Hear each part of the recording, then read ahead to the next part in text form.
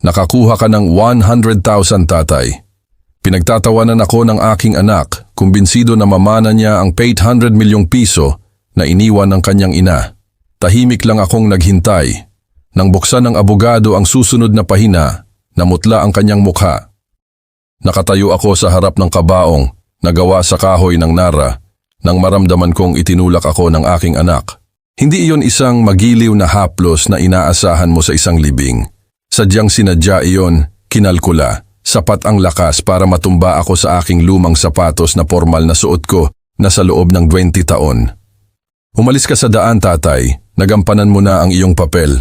Ang boses ni Anton ay parang kalawang na labahan na humihiwa sa bulungan ng pakikiramay.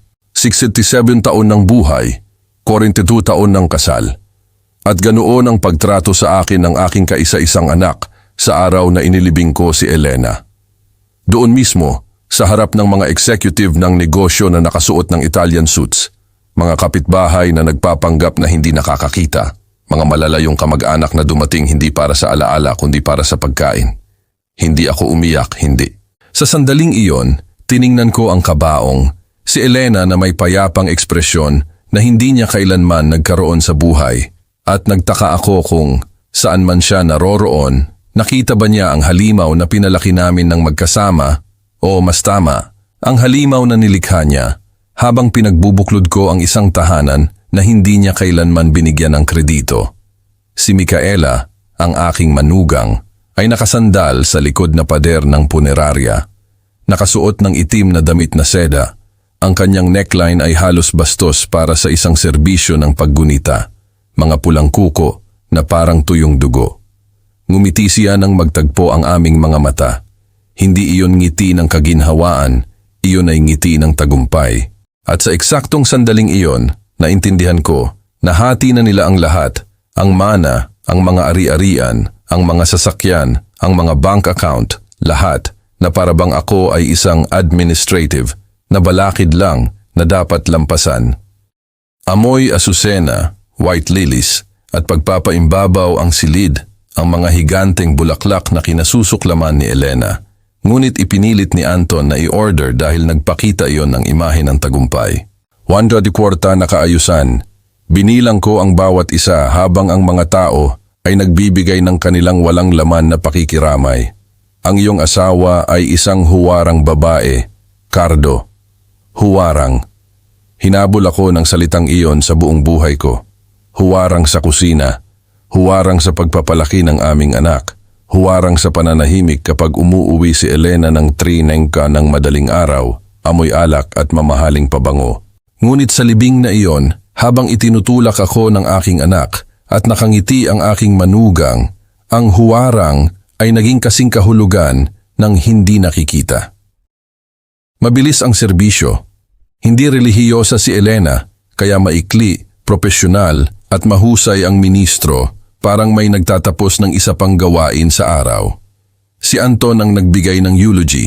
Nagsalita siya tungkol sa isang bisyonaryang ina, isang mahusay na negosyante, isang babae na nagtayo ng imperyo mula sa wala. Hindi niya binanggit ang aking pangalan kahit isang beses. Hindi nang inilista niya ang mahahalagang tao sa kanyang buhay. Hindi nang nagpasalamat siya sa lahat ng sumuporta sa kanya. 42 taon ay binura sa loob ng 12 minuto ng pinaghandaang talumpati. Nang ibaba ang kabaong, si Anton ang naghagis ng unang rosas, si Micaela ang pangalawa. Hinintay nila akong lumapit, ngunit hindi para aliwin ako, kundi para matiyak na hindi ako gagawa ng eksena. Dahan-dahan akong naglakad, nararamdaman ang bigat ng bawat tingin na tumatagos sa aking likuran.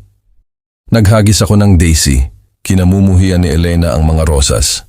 Sa labasan ng sementeryo, habang nagkakalat ang mga tao patungo sa kanilang mga imported na sasakyan, inabot ako ni Anton. Kasama niya ang abogado ng pamilya, si Atison Benitez, isang lalaking may kulay abong buhok at manipis na salamin na laging bumabati sa akin ng may tango na tila totoo. Tatay, bukas ng Denma ay ang pagbabasa ng testamento. Huwag kang mahuli.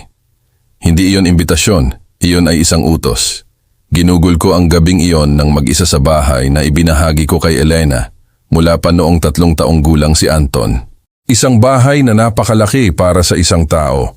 puno ng mga silid na nag-iipon ng mga alaala na parang alikabok. Umupo ako sa sofa sa sala, ang velvet na kulay lumot na binili ko sa isang tindahan ng antique noong 1995, at hinayaan kong lamunin ako ng katahimikan. Sulit ba ang maging huwaran? Kung gusto mong malaman kung paano maaaring mabura ang isang buong buhay ng sakripisyo sa loob ng ilang segundo, mag-subscribe sa channel dahil nagsisimula pa lang ang kwentong ito at ang susunod na mangyayari ay magpapalabas ng sigaw ng pagkadismaya mula sa iyong lalamunan. Ang opisina ni Atayasan Benitez ay nasa ika-20 ng isang salaming gusali sa BGC, isa sa mga nagpapakita ng kalangitan at nagpaparamdam sa iyo na maliit ka sa simpleng pagtingin lang dito. Dumating ako ng 50 na minuto ng maaga tulad ng ginawa ko sa buong buhay ko. Ang pagiging punctual ay isa sa iilang bagay na itinuro sa akin ng aking ama bago siya namatay. Ang taong gumagalang sa kanyang sarili ay hindi nagpapahintay kahit kanino. Ang receptionist, isang batang babae na may napaka-straight na buhok para maging natural, ay inalok ako ng kape. Tinanggap ko, ngunit nanginginig ng husto ang tasa sa aking kamay, kaya kinailangan kong ilagay iyon sa platito. Hindi takot yon, kundi pinipigilang galit, ang uri na nagbuburo sa dibdib at umaakyat sa lalamunan na parang abdo. Dumating si Anton ng 20 minuto ng huli. Pumasok siya sa opisina na parang may umaatake sa nasakop na teritoryo. Ang kanyang malalapad na balikat ay sumasakop sa mas maraming espasyo kaysa sa kinakailangan. Sumunod si Micaela, naglalakad sa kanyang gintong stiletto na tumutunog sa marmol na sahig. Nakasuot siya ng sunglasses sa loob ng naka-aircon na espasyo, na para bang nagluluksa pa rin siya o nais niyang itago ang kanyang mga mata, na tila may kinakalkula sa bawat galaw. Magandang umaga, tatay. Ang boses ni Anton ay mekanikal, formal, ang uri na ginagamit mo sa isang bank teller. Hindi ako sumagot, pinagmasdan ko lang siya habang bumabagsak siya sa leather na upuan sa tabi ko. Inuunat ang kanyang mga binti sa paraang sumakop sa aking espasyo. Umupo si Micaela sa kabilang gilid, pinag-cruise ang kanyang mga binti at nagsimulang mag-scroll sa kanyang telepono. Ang liwanag ng screen ay nagpapailaw sa kanyang mukha sa mga anggulo na nagpapatingkad pa sa kanyang pagiging mapagkalkula. Si Atay Benitez ang huling pumasok, may dalang kupas na kulay kape na folder. Binati niya ako ng may magalang na tango. Pagkatapos ay tiningnan niya si Anton ng may ekspresyon na hindi ko masuri sa sandaling iyon. Ngayon, sa pagbabalik tanaw, alam ko kung ano iyon. Awa na hinaluan ng paghamak. Sige, magsimula na tayo. Inayos ni Ate Benitez ang kanyang salamin at binuksan ang folder ng dahan-dahan, halos seremonyal. Ang huling testamento ni Elena Elizabeth Reyes ng De La Cruz na nakarehistro sa notaryo noong Marso 15 ng taong ito, 3 buwan bago ang kanyang pagkamatay. 3 buwan, alam ni Elena na mamamatay na siya. Mabilis ang pagkalat ng pancreatic cancer, ngunit hindi nang walang babala. At sa huling 3 buwan na iyon, gumawa siya ng mga desisyon. Lumunok si Atty. Benitez at nagsimulang magbasa. Ako, si Elena Elizabeth Reyes ng De La Cruz, sa buong paggamit ng aking kaisipan, ay idinedeklara sa pamamagitan nito ang aking huling kalooban. Nagtap-tap si Anton ng kanyang mga daliri sa mesa, isang nakakairita at balisang ritmo na parang may naghihintay na iaanunsyo ang isang premyo. Ibinaba ni Micaela ang kanyang telepono at yumuko pasulong, sa wakas ay nagbigay pansin. Sa aking minamahal na asawa, si Cardo de la Cruz, iniiwan ko ang halagang 100,000 na idineposito sa checking account, pati na rin ang ari-arian sa Acacia Street 342, San Lorenzo Village, Makati. Huminto ang mundo, 100,000. Ang tawa ni Anton ay sumabog na parang putok ng baril sa silid na iyon na may salaming pader, isang malakas at mapang-uyam na tawanan na nagpaangat ng ulo ng receptionist sa labas. Ibinagsak niya ang kanyang kamay sa mesa nang napakalakas na gumulong ang panulat ng abogado sa sahig. 100,000! 100,000! Huminga si Anton sa akin. Ang kanyang mga mata ay nagniningning na may halo ng tagumpay at kalupitan na tanging isang walang utang na loob na anak ang maaaring magkaroon. Tatay, hindi iyan sapat para sa mga appointment sa manicure ni Micaela. Ano ba ang ginawa mo kay nanay sa ulo para iwanan ka ng maliit na halaga na ito? Humagigik ng matinis si Micaela, tinakpan ang kanyang bibig gamit ang kanyang pulang kuko at bumulong ng isang bagay sa tainga ni Anton. Tumawa ulit siya. Si Attorney Benitez ay nanatiling walang ekspresyon, hawak pa rin ang papel na parang naghihintay na matapos ang sirkus. Naramdaman ko ang bawat salita ng tawanan na iyon na tumatago sa aking balat na parang piraso ng salamin. 100,000. 22 taon ng kasal, ng paglalaba, ng paghahanda ng hapunan para sa mga investor na halos hindi ako kilala, ng paghawak sa kamay ni Elena sa gabi kapag nagigising siya ng pawisan dahil sa mga utang na halos ikalugi namin ng 2 beses. Lahat ay nagkakahalaga ng 100,000. Ang bahay, at least naiwan ang bahay. At tungkol sa iba pang ari-arian, hindi na hinintay ni Anton na matapos si Atr. Benitez. Inagaw niya ang papel mula sa kamay ng abogado nang may biglang galaw. Ipakita mo sa akin ito, Atr. Benitez. Pakiusap. Sinubukan ng abogado na kunin ang dokumento, ngunit binabasa na ng aking anak ng malakas. Ang emosyon ay tumutulo sa bawat pantig. Sa aking anak na si Anton de la Cruz, iniiwan ko ang kabuuan ng aking mga interes sa negosyo, mga hawak na stock, mga ari-arian sa komersyo, mga pamumuhunan sa pananalapi, at mga sasakyan na may kabuuang tinatayang halaga ng ari-arian na 800 milyong piso. 800 milyong piso. Tumalon si Micaela at niyakap si Anton, sumisigaw na parang nanalo sa loto. Binuhat niya ito mula sa sahig. Umiikot kasama siya sa gitna ng opisina na gawa sa kahoy at salamin. Nanatili akong nakaupo, magkakrus ang mga kamay sa aking sintetikong leather na briefcase. Nadala ko na sa loob ng 8 taon. Pinagmamasdan ng aking anak na nagdiriwang na parang wala ako doon, na para bang hindi ako kailanman nag-e-exist. Alam mo ba kung ano ang ibig sabihin nito, mahal? Ipinasa ni Micaela ang kanyang mga kamay sa mukha ni Anton, ang kanyang matinis na boses na ginagamit niya kapag may gusto siya. Maaari nating bilhin ang penthouse na iyon sa Boracay at palitan ang sasakyan. Matagal ko nang gusto ang isang Mercedes convertible. Magkakaroon ka niyan.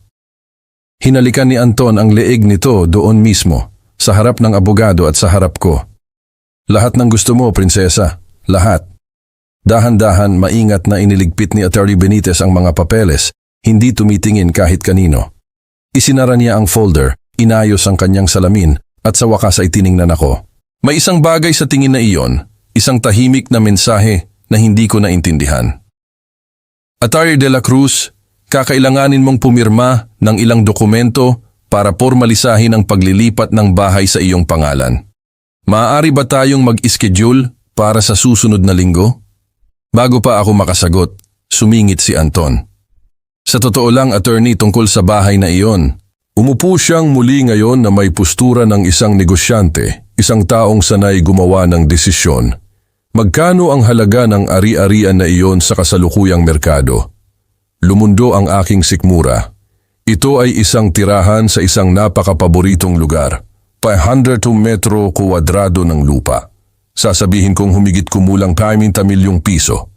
Walang emosyong sumagot si Atr. Benitez. 50 milyon. Himas-himas ni Anton ang kanyang baba na nag-iisip. Pagkatapos ay tiningnan niya ako na parang may nagtatasa ng isang lumang bagay na kailangan niyang pagpasyahan kung itatago o itatapon. Tatay, hindi mo ba iniisip na napakalaki ng bahay na iyan para sa iyo?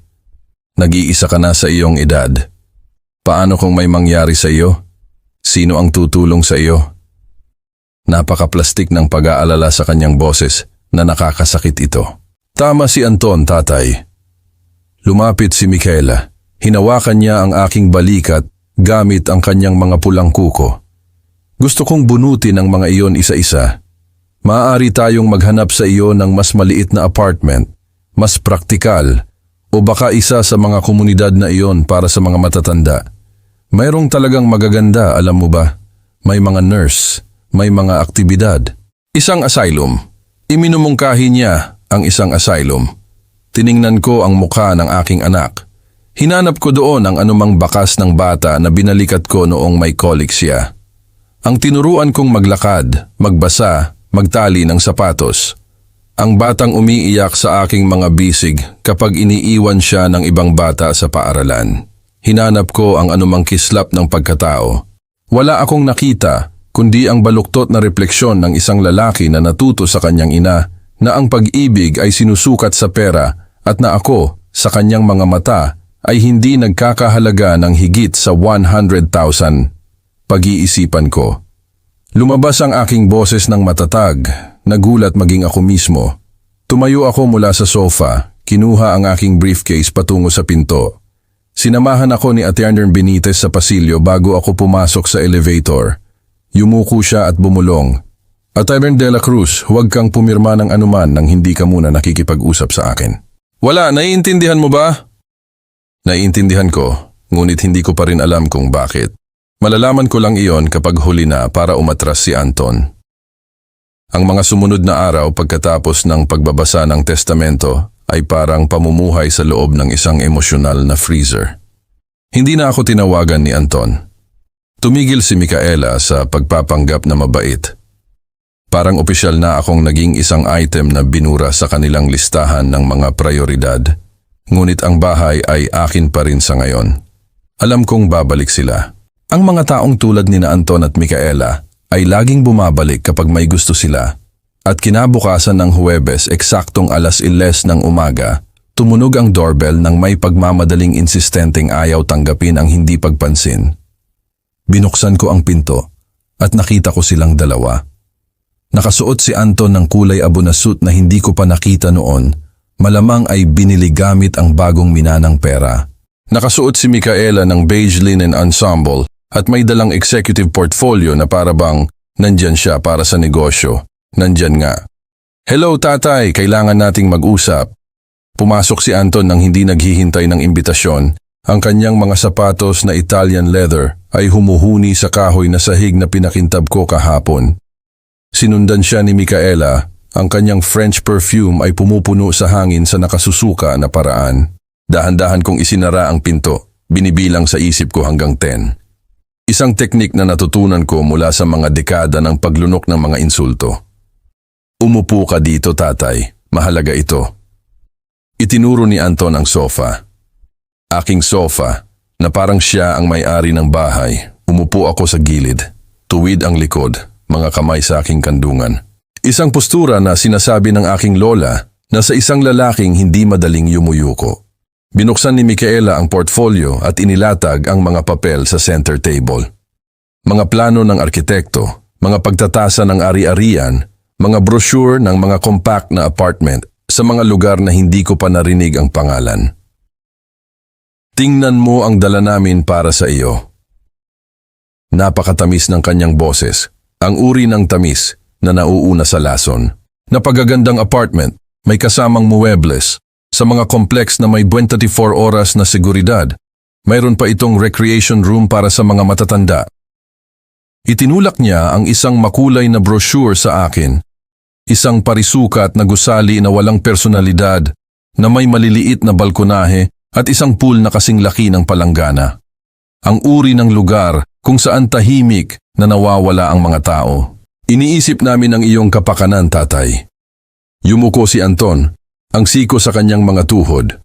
Ang postura na ng isang tao na handang magbigay ng mapagbigay na alok. Mas magiging komportable ka sa mas maliit na lugar. Walang hagdan, walang hardin na aalagaan, walang alalahanin sa maintenance. At ang bahay na ito? Tanong ko, bagaman alam ko na ang sagot.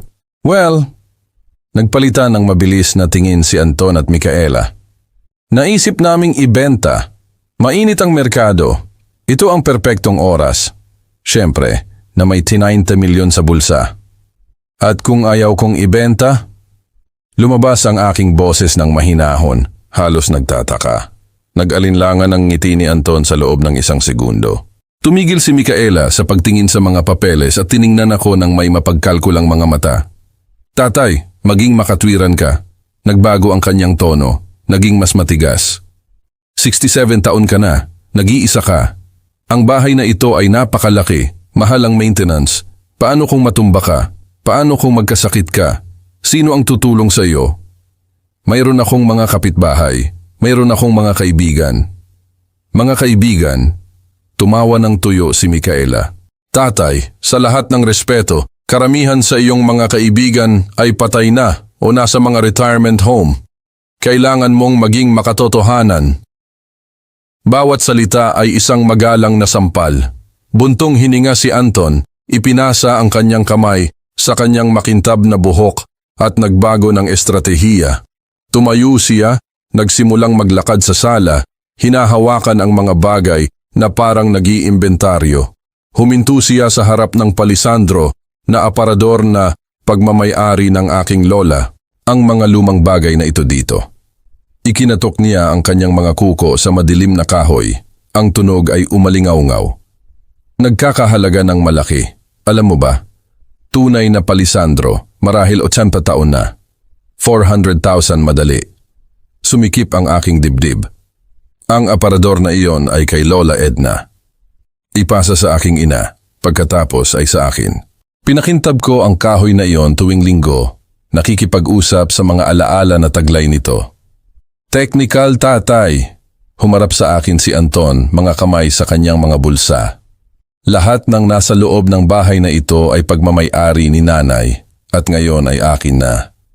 Ang bahay ay sa iyo, ngunit ang laman, well, iyon ay bahagi ng ari-arian.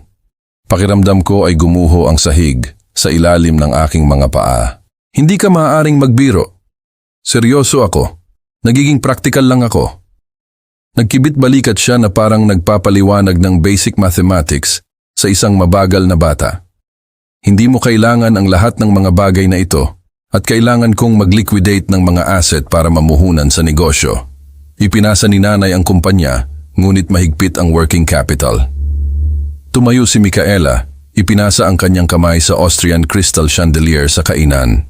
Ito rito, halimbawa, tunay na 120 taong gulang na kristal, dapat ay nagkakahalaga ng humigit kumulang 200,000. Maaari natin itong ibenta at bilhan ka ng isang modernong ilaw, mas praktikal. Seryoso sila. Babaliktarin nila ang aking bahay, babakbakin ang bawat alaala, bawat piraso ng kasaysayan na binuo ko. Bukas darating ang isang team ng mga appraiser. Papunta na si Anton sa pinto na parang tapos na ang usapan. Katalogo nila ang lahat ng may halaga. Huwag kang mag-alala, tatay. Hindi namin kukunin ang iyong mga personal na gamit, damit, larawan, ganoong uri ng mga bagay. Maaari mong panatilihin ang mga iyon. Napakageneroso. Nagbigay si Micaela ng isang flying kiss sa akin. Ang walang laman na kilos na ginagawa ng mga tao kapag gusto nilang magmukhang mapagmahal nang hindi talaga hinahawakan ang ibang tao. Pag-isipan mong mabuti ang tungkol sa mga apartment. Oo, tatay. Gusto lang namin ang pinakamabuti para sa iyo. At umalis silang ganoon, iniiwan ang mga papel na nakakalat sa aking mesa. Ang amoy ng mamahaling pabango sa hangin at isang itim na butas kung saan dapat ay ang puso ng isang ama. Umupo ako doon sa mabigat na katahimikan na bumababa pagkatapos ng bagyo. Tiningnan ko ang aparador ni Lola Edna, ang chandelier na binili ng aking ina nang magpakasal siya, ang mga lino na kortina na tinahi ko ng kamay 30 taon na ang nakalipas, 42 taon sa bahay na iyon. Ang bawat sulok ay may kwento. Ang bawat bagay ay isang angkla ng alaala at gusto ng aking anak na ibenta ang lahat bilang clearance sale na paninda. Noon tumunog muli ang doorbell. Dahan-dahan akong tumayo, nanginginig ang mga binti. Umaasa na bumalik sila para kunin ang isa pang piraso ng aking dignidad. Ngunit nang buksan ko ang pinto, nakita ko si Aling Consuelo, ang aking kapitbahay, na may mainit pa ring plato ng banana pie sa kanyang mga kamay. Nakita ko ang dalawang iyon na lumabas dito na may mukha ng mga manghuhuli. Pumasok siya ng walang seremonya, inilagay ang pie sa mesa ng kusina at tiningnan ako ng may mapagmasid na mga mata ng isang taong nabuhay ng matagal at natutong bumasa ng tao. Ikwento mo sa akin ang lahat, Cardo, at huwag mong laktawan ang mga detalye. At ikinuwento ko. Sa unang pagkakataon mula nang mamatay si Elena, binuksan ko ang aking bibig at inilabas ang lahat. Ang mga pagpapahiya, ang 100,000, Ang planong ilagay ako sa isang maliit na apartment habang ibinebenta nila ang aking buhay sa maramihang dami. Tahimik na nakinig si Consuelo. Hinihiwa ang malalaking hiwa ng pie na aming dalawa ay kumain. Nang matapos ako, tinanggal niya ang kanyang salamin, pinunasan ang mga lente gamit ang laylayan ng kanyang blusa at sinabi ang pahayag na magbabago ng lahat. Cardo, naging abogado ako sa loob ng 40 taon bago ako nagretiro at ang ginagawa ng iyong anak ay amoy pamimilit. Pumirma ka ba ng anumang power of attorney, anumang papel na ibinigay nila sa iyo? Hindi pa. Mabuti, huwag kang pumirma ng anuman at ibigay mo sa akin ang numero ni Atty. Benitez ngayon din.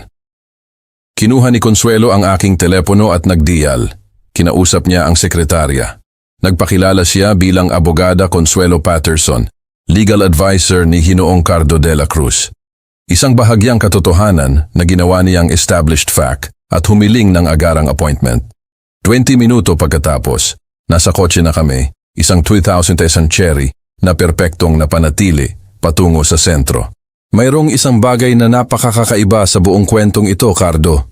Pinagsalubong niya ang kanyang mga daliri sa manibela na nag-iisip. Ang isang babae tulad ng iyong Elena ay hindi iiwan ang kanyang asawa sa kawalan ng tulong ng ganoon. Hindi pagkatapos ng 40 taon. Mayroong isang bagay na hindi nasabi sa pagbabasa na iyon. At noon sumiklab ang unang kislap ng pag-asa sa dilim. Siguro hindi ako nag-iisa tulad ng inaakala ni Anton. Marahil ay mayroon pang isang baraha sa ilalim ng manggas na walang naglaro. Sa gabing iyon hindi ako makatulog. Nakahiga ako sa double bed na tila napakalaki, walang Elena sa tabi ko, nakatingin sa kisame kung saan ang isang mantsa ng tubig ay bumubuo ng silweta ng isang ibon na nakabukadkad ang mga pakpak. Laging sinasabi ni Elena na ipapaayos niya iyon. Hindi niya kailanman ginawa. Ang mga alaala ay dumating ng sunod-sunod, ang uri na hindi mo makontrol. 42 taon ang bumubuhos sa akin na parang malamig na ulan sa madaling araw. Nakilala ko si Elena noong 1983 sa isang graduation party sa universidad. Ako ay 25 taong gulang at nasa 3 taon ng aking pag-aaral sa accounting, ang una sa aking pamilya na nakarating sa kolehiyo. Ang aking nanay Lydia ay kumukuha ng mga trabaho sa pananahi para bayaran ang aking tuition. Ang aking ama ay namatay noong ako ay 12 taong gulang. Hindi nag-iwan ng anuman kundi mga utang at isang gintong relo na hindi kailanman inalis ng aking ina. Si Elena ay nagsisimula pa lamang sa real estate. Mayroon siyang lumang Toyota Corolla na kulay asul na may kalawang, 3 tagpi-tagping damit at isang ambisyon na hindi magkasya sa kanyang dibdib. Tiningnan niya ako mula sa kabilang panig ng masikip na dance floor at sinabi ang pinakamatapang na bagay na narinig ko kailanman. Magpapakasal ka sa akin. Hindi mo pa alam, ngunit gagawin mo. At ginawa ko. 6 na buwan pagkatapos. Isang simpleng seremonya sa simbahan ng San Miguel na may isang palapag na cake at isang hiniram na damit mula sa kanyang pinsan. Umiyak ang aking ina sa tuwa. Nagawa mo, anak. Nahuli mo ang isang masipag na babae. Ang hindi niya alam, ang hindi alam ng sino man, ay umalis ako sa eskwelahan 2 linggo bago ang kasal. Nakakuha si Elena ng lupa sa pakikipagsosyo sa isa pang investor. Magtatayo siya ng kanyang unang gusali. Kailangan niya ng tulong sa papeles, sa mga kalkulasyon, sa mga basic architectural plans. Hanggang sa magsimula ang development, Cardo, pagkatapos ay maaari kang bumalik sa eskwelahan. Hindi na ako nakabalik. 3 buwan pagkatapos ng kasal, nalaman kong buntis si Elena kay Anton. Binuksan niya ang isang murang bote ng alak at nag-toast para sa lalaki ng bahay. Hindi niya kailanman naisip na maaaring babae. Hindi. Dumating si Anton ng 3-point totally, pula at sumisigaw, umiiyak tuwing gabi na parang galit na isinilang siya. Ang unang development ni Elena ay isang kabiguan. Nawala ang kanyang kasosyo kasama ang pera, nag-iiwan lamang ng mga utang at isang kaso sa paggawa. Naalala ko na nakaupo ako sa mesa ng kusina na may 3 buwang gulang na si Anton sa aking mga bisig, pinapainom ng bote habang pinagmamasdan ko ang aking asawa na umiiyak na nakaupo sa sahig ng walang laman na sala. Ibinenta namin ang mga muebles para bayaran ang mga abogado. Nabigo ako, Cardo. Ako ay isang talunan. Maaari akong sumang-ayon. Maaari akong bumalik sa bahay ng aking ina, humingi ng tulong, bumalik sa eskwelahan. Ngunit tiningnan ko ang sirang babae na iyon sa sahig at gumawa ako ng desisyon na magtatakda sa susunod na 4 taon ng aking buhay. Tumayo ka, hindi ka nabigo, nadapa ka lang. Ngayon tumayo ka at subukan mo ulit. At tumayo siya.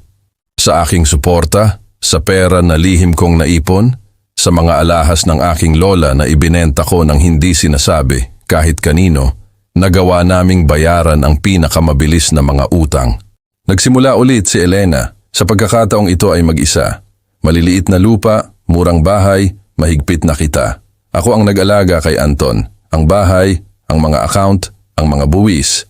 Ginagawa ko ang mga spreadsheet sa kamay. Tinitingnan ang bawat invoice, nakikipag-ugnayan sa mga tuntunin ng pagbabayad sa mga suplaya. Gamit ang malambing na boses na nagpapababa ng loob ng mga lalaking sanay sumigaw. Nang magsimula si Anton sa eskwelahan, nagsimula akong magtrabaho ng totoo. Gumigising ako ng bisyaninaran ng umaga para maghanda ng pagkain. Ibinababa ang bata sa eskwelahan ng 7 Yeno. Ginugugol ang araw sa improvised na opisina na binuo namin sa guest room. Sinusundo si Anton ng bimon ng hapon, naghahanda ng hapunan, tumutulong sa takdang aralin, pinapatulog siya at kapag sa wakas ay natutulog ako, umuuwi si Elena na amoy beer at pagod, gustong mag-usap tungkol sa mga proyekto. Marahil 10 beses lang ako nakatulog ng maayos sa unang taon na iyon. Ang unang malaking pagbabago ay dumating noong 1995. Nakakuha si Elena ng financing para magtayo ng 8 palapag na gusali. Ito ang magiging pinakamalaking development hanggang noon. Ngunit sa kalagitnaan ng konstruksyon, nagdeklara ng bangkarote ang kontratista. Kalahati ng gusali ay tapos na. Kalahati ng mga bumili ay gustong umurong. Binabantaan ng bangko ang pagkuha sa mortgage. Naalala ko na nakaupo ako sa parehong mesa ng kusina. Si Anton, 12 taong gulang, naglalaro ng video game sa kanyang silid nang sinabi ni Elena, "Tapos na, Cardo, kailangan kong magdeklara ng bangkarote." Ako ay 37 taong gulang. Nagsisimula ng mamuti ang aking buhok. Tuyo ang aking mga kamay sa paghuhugas ng plato at paglalaba. Walang titulo, walang karera, walang sariling pera, isang singsing lang sa aking daliri at isang anak na nagsisimula nang tumingin sa akin nang may parehong paghamak na nakita ko sa mga mata ng kanyang ina. Ngunit hindi ko hinayaan na sumuko si Elena. Tinawagan ko ang bawat individual na bumili. 32 ang tawag. Ipinaliwanag ko ang sitwasyon. Nangako akong tatapusin namin. Humingi ako ng 6 na buwan pa. 28 ang sumang-ayon, 4 ang umurong. Ngunit nakahanap kami ng mga bagong bumili. Nag-isa akong pumunta sa bangko. Ginawa kong collateral ang bahay nang hindi sinasabi kay Elena. Nakakuha ako ng extension at karagdagang pautang. Ang gusaling iyon ay naihatid ng huli. Mahigpit na may mga gabing walang tulog, ngunit naihatid. At ang kita, 1.5 milyon noon. Isang kayamanan na nagpahintulot kay Elena na sa wakas ay makabangon. Nagpasalamat siya sa akin sa gabing iyon. Dinala niya ako sa isang mamahaling restaurant. Hinawakan ang aking kamay sa ibabaw ng mesa at sinabi, "Ikaw ang pundasyon ng lahat, Cardo. Kung wala ka, wala ako." Naniwala ako sa kanya na parang isang baliw na nagmamahal. Naniwala ako, ngunit nakikinig si Anton. Siya ay 12 taong gulang at narinig niya ang kanyang ina na nagsabi niyan. At alam niyo ba kung ano ang sinabi niya pa uwi? Nag-e-exaggerate si nanay, di ba tatay? Ikaw lang ang nananatili sa bahay. Siya ang talagang nagtatrabaho. Tumawa si Elena, ginulo ang buhok ng bata at sinabi, "Matatalinong bata. Hindi niya ako ipinagtanggol, hindi niya ito kinorekta, tumawa lang siya." At doon, sa sasakyang iyon, pauwi mula sa restaurant, naintindihan ko. Hindi mahalaga kung gaano ko ginawa, hindi mahalaga kung gaano ko ibinigay, palagi akong magiging invisible. Ang lalaki sa likod, ang nagpapanatili ng mga bagay, ngunit hindi nagniningning. Ang mga sumunod na taon ay isang pag-akyat. Si Elena ay nagtayo ng mas maraming gusali, bumili ng mas maraming lupa, nagbukas ng isang kumpanya ng real estate development. Nagsimulang dumaloy ang pera at habang mas dumarami, mas kaunti siya sa bahay. Mga pulong, mga hapunan sa negosyo, mga biyahe sa mga komperensya. Ako ang nanatili na nag-aalaga kay Anton na nagiging mas mayabang araw-araw, nag-aalaga ng isang bahay na lumalaki at mas walang laman, nag-aalaga ng isang kalungkutan na hindi kayang punan ng anumang mamahaling muebles. Nang mag-18 si Anton, inanunsyo niya na mag-aaral siya ng business administration. Ipinagdiwang ni Elena, nagpaplano na ang kanyang anak ang mamamahala sa kumpanya. Nang iminungkahi ko na subukan niya ang arkitektura, ang aking hindi natapos na pangarap, tiningnan ako ni Anton ng may awa. Ang arkitektura ay para sa mga artistikong uri, tatay. Ang tunay na lalaki ay nagtatrabaho sa negosyo. At sumang-ayon si Elena sa isang tango. Nagtapos ang aking anak, sumali sa kumpanya ng kanyang ina, nakilala si Micaela sa isang graduation party. Nag-aral siya ng public relations. Lahat ay ayos, lahat ay kinakalkula. Mabilis silang nagpakasal. Pinunduhan ni Elena ang kasal. 300 imbitado, seafood buffet, honeymoon sa Paris. Hindi ako kinonsulta sa anuman, binayaran ko lang ang mga bill, inayos ang mga supplier, pinili ang mga bulaklak. Sa reception sa panahon ng talumpati, pinasalamatan ni Anton ang kanyang ina sa lahat ng siya. Hindi niya binanggit ang aking pangalan. Sa gabing iyon ko naintindihan na pinalaki ko ang isang halimaw, o mas tama, hinayaan ko si Elena na palakihin ang isang halimaw habang pinapakain ko ang hayop sa aking katahimikan. At ngayon, warranty 2 taon pagkatapos, nakahiga sa walang laman na kama na iyon. Nakatingin sa ibon ng mantsa ng tubig sa kisame. Nagtataka ako. Ano ang halaga ng isang buhay na inilaan? 100,000 ayon sa testamento. Ngunit may nagsasabi sa akin na sa huli ay nakita ni Elena ang pagkakamali. 3 buwan bago siya mamatay, ay nakita niya kung sino talaga ang kanyang anak at gumawa siya ng isang bagay tungkol dito. Kailangan ko lang malaman na ang team ng mga appraiser ay dumating noong Martes ng umaga, eksaktong 9 days. 3 lalaki na nakasuot ng puting uniforme at may mga clipboard na kasama nina Anton at Micaela na pumasok sa aking bahay na parang magalang na mananakop. Umiinom ako ng kape sa kusina nang marinig ko ang isang susi na umiikot sa kandado. Aking susi, ang ibinigay ko kay Anton taon na ang nakalipas para sa mga emergency. Hindi niya iyon ginamit kailanman hanggang ngayon at ngayon ay ginagamit niya iyon nang hindi man lang tumutunog ang doorbell. Magandang umaga, tatay. Ang kanyang boses ay umalingaw-ngaw sa pasilyo nang may pekeng kagalakan ng isang sales representative. Dinala ko ang mga appraiser na sinabi ko sa iyo. Hindi iyon isang pagbisita, iyon ay isang territorial na pagsalakay. Dahan-dahan akong tumayo mula sa mesa. Pinapakinis ang apron na ginamit ko mula noong 90s. Isang kupas na asul na checkered na may patch sa bulsa na tinahi ko mismo.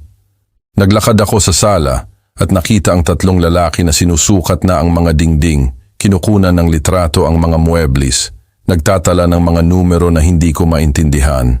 Solid Nara, orihinal na kabit, istilong Luis Tenes. Isa sa kanila, ang pinakamatanda, na may kulay abong bigote, ay nagsalita habang ipinapasa ang kanyang kamay sa vitrina na pagmamay-ari ng aking lola. Napakagandang kondisyon. Malaki ang bayad ng merkado ng antique para sa mga piraso tulad nito. Nakaupo si Micaela sa aking sofa, nag-i-scroll sa kanyang telepono, magkakrus ang mga binti na para bang siya ang may-ari ng bahay. Nakasuot siya ng velvet na damit, isa sa mga nagkakahalaga ng higit pa sa aking buong pensyon mula noong tumulong ako kay Elena. Tatay, hindi mo naman siguro masamain kung kukuha ako ng juice mula sa ref, di ba? Hindi siya naghintay ng sagot. Tumayo siya at dumiretso sa kusina, binubuksan ang mga kabinet, naghahanap na parang may hinahanap siyang higit pa sa juice. Hinila ako ni Anton sa sulok ng sala, malayo sa mga appraiser. Tatay, manatiling kalmado, nagkakatalogo lang sila. Wala tayong kukunin ngayon. Ang tono ay mapagmataas ang uri na ginagamit mo sa isang matigas na ulo na bata. Ngunit kailangan mong intindihin, ipinasa sa akin ni nanay ang ari-arian. Ang mga muebles na ito, ang mga lumang bagay na ito ay bahagi ng ari-arian. Ang mga muebles na ito ay pagmamay-ari ng aking pamilya. Lumabas ang aking boses ng mas matatag kaysa sa inaasahan ko. Ang aparador ay kay Lola Edna, ang vitrina ay kay Lola Clara, ang chandelier. At binayaran ni nanay ang renovasyon ng bahay na ito nang ikasal tayo. Sumingit si Anton. Teknikal, lahat ng narito ay nakuha sa panahon ng kasal na nangangahulugang conjugal property. At dahil siya ang naglaan, iniwan niya ang parirala na nakabitin na para bang ang iba ay masyadong halata para ipaliwanag. Provider. Ang salitang iyon ulit na para bang 42 taon ng pagpapanatili ng mga bagay, hindi binibilang bilang paglalaan. Lumapit ang appraiser na may bigote, hawak ang palisandro na aparador ng may halos relihiyosong paggalang. Sir, ang piraso na ito ay bihira. American palisandro, malamang mula 1940s. Orihinal na kabit, tansong humahawak. Ito ay tinatayang nagkakahalaga ng hindi bababa sa $400,000 sa mga specialized na subasta. 400,000. Natanggap ni Lola Edna ang aparador na iyon bilang regalo sa kasal. Ang aking ina ay nagtatago ng mga hand-embroidered na linen na napkin sa loob. Nagtatago ako ng mga larawan ng pamilya sa isang lihim na drawer na ako lang ang nakakaalam. Mahusay. Pumalakpak si Anton, kinukuskos ang kanyang mga kamay na parang may nagsasara ng isang magandang deal. Isulat nyo. Direktang pupunta iyan sa Sotheby's. Sotheby's, ang aking lolo, na isang karpintero at namatay ng hindi marunong bumasa, ay ipagbibili ang mga muebles na binuo niya gamit ang kanyang sariling mga kamay sa isang international na auction house. At ang chandelier na ito, itinuro ng isa pang appraiser, ang Austrian crystal chandelier sa kainan. Tunay na Swarovski crystal, 120 taon na. 15 original na pendants, tinatayang halaga sa pagitan ng 200,000 hanggang 500,000, depende sa bumibili. Nag-ipon ang aking ina ng 3 taon para bilhin ang chandelier na iyon. Pangarap niya na magkaroon ng isang magandang bagay sa bahay. Namatay siya nang hindi kailanman kumakain sa ilalim nito. Pumanaw siya 2 buwan bago ang pag-install. Sinisindihan ko ang chandelier na iyon tuwing linggo at nagpapanggap na naroroon siya, nakaupo sa dulo ng mesa, nakangiting may pagmamalaki. Iyan din ang kukunin. Lumitaw si Michaela na may baso ng orange juice, nagbibigay ng kanyang opinyon na para bang may karapatan siya. Bibilhan ka namin ng isang modernong ilaw, tatay. LED. Nakakatipid sa enerhiya, mas praktikal. Praktikal, mahusay, moderno. Mga salita na bumubura ng kasaysayan. Patuloy ang mga appraiser sa paglibot sa bahay na parang mga langgam na nagkakatalugo ng isang kolonya. Kinunan nila ng litrato ang tokador sa kwarto na galing sa Sweden na ibinigay ng aking ama bilang regalo sa kasal sa aking ina. Sinukat nila ang Venetian mirror sa pasilyo, isang pamana mula sa isang tiya na hindi ko nakilala, ngunit ang kwento nito ay laging ikinukwento ng aking ina tuwing dumadaan kami sa harap nito. Inupuan pa nila ang orasan sa dingding ng kusina, ang pendulum na nagmamarka ng oras ng may metal na tunog na nagpapayapa sa akin sa mga gabing walang tulog. Sa kabuuan, ito ay madaling magdadala ng 2.5 milyon hanggang 3 milyon. Inanunsyo ng punong appraiser pagkatapos ng 2 oras ng inventaryo. Garantisadong merkado. Malaki ang bayad ng mga tao para sa sentimental na alaala ng ibang tao. Ang sentimental na alaala ng ibang tao na para bang walang halaga ang akin. Pinirmahan ni Anton ang mga papeles ng pagtatasa gamit ang isang Montblanc pen, isa pang bagong bili gamit ang pera ng kanyang namatay na ina. Inilagay niya ang mga kopya sa kanyang executive portfolio at humarap sa akin ng may ngiti na dapat ay nagpapahinahon, ngunit tila mapanukso. Tatay, sa susunod na linggo magpapadala ako ng truck para kunin ang mga piraso. Iiwan ko sa iyo ang mga basic na muebles, kama, sofa, mesa, ang mga mahahalaga. Hinawakan niya ang aking balikat at ginamit ko ang lahat ng aking lakas para hindi siya itulak palayo. At sa pera mula sa pagbebenta, idedeposito ko sa iyong account ang 50,000 bawat buwan bukod pa sa 100,000 na iniwan ni nanay. Kita mo? Magkakaroon ka ng sobrang pera. 50,000 bawat buwan. Ipagbibili niya ang 2.5 milyon na halaga ng alaala at bibigyan ako ng 50,000 buwan-buwan bilang charity. At may isa pa, lumapit si Micaela na may hawak na silver picture frame mula sa bookshelf. Iyon ang aming wedding photo. Si Elena at ako, bata at nakangiti, puno ng kinabukasan sa harap. Ito ay sterling silver. 125, di ba tatay? Dapat nagkakahalaga ng humigit kumulang 75,000. Sinimulan niyang alisin ang larawan mula sa frame. May isang bagay sa loob ko na nabasag. Hindi. Lumabas ang aking boses ng mahina, ngunit matatag na parang semento. Huminto si Micaela.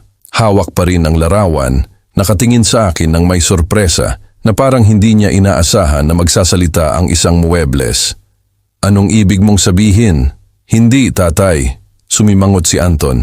Hindi ninyo kukunin ito. Inagaw ko ang picture frame mula sa kamay ni Micaela nang mabilis na galaw na nagulat maging ako mismo. Hindi ang aparador ni Lola Edna, hindi ang chandelier ng aking ina, wala sa kasaysayan ng aking pamilya. Tatay, nagiging irrational ka. Irrational. Umangat ang aking boses sa unang pagkakataon sa 47 taon ng kasal at 20 taon ng inaasahang pagkabalo. Irrational ang pagpasok ninyong dalawa sa aking bahay nang walang pahintulot. Irrasyonal ang pag-imbento na may karapatan kayo sa mga bagay na sa akin sa pamamagitan ng pamana ng dugo. Hindi, sa pamamagitan ng notaryadong papel. Ang katahimikan na bumaba ay mabigat na parang tinunaw na tingga. Nagpalitan ng tingin ang mga appraiser. Isa sa kanila ay nagsimulang iligpit ang kanyang clipboard, nagpapahiwatig na gusto niyang umalis doon ng mabilis hanggat maaari. Humakbang si Anton pasulong, mahigpit ang panga, makitid ang mga mata. Nakilala ko ang ekspresyon na iyon. Iyon din ang ekspresyon ni Elena kapag kinukontrahan siya. Ang parehong nauuna sa sigawan, sa pag-umpog ng kamao sa mesa, sa mga paghampas ng pinto. Susundin mo ako. Dahan-dahan siyang nagsalita, bawat salita ay tumitimbang ng 1 tonelada. Dahil ako ang may-ari ng mana na ito, at kung hindi ka makikipagtulungan, mayroon akong napakahusay na mga abogado na magpapatunay sa korte na ang mga muebles na ito ay bahagi ng ari-arian ni nanay. Kung gayon, patunayan mo. Narinig ko ang sarili kong boses, ngunit tila nagmumula ito sa ibang tao, isang taong pagod ng tapakan. Pumunta ka sa korte, dalhin mo ang iyong mga abogado, ngunit hanggang noon, walang lalabas sa bahay na ito nang walang pahintulot ko at hindi ko iyon pinahihintulutan.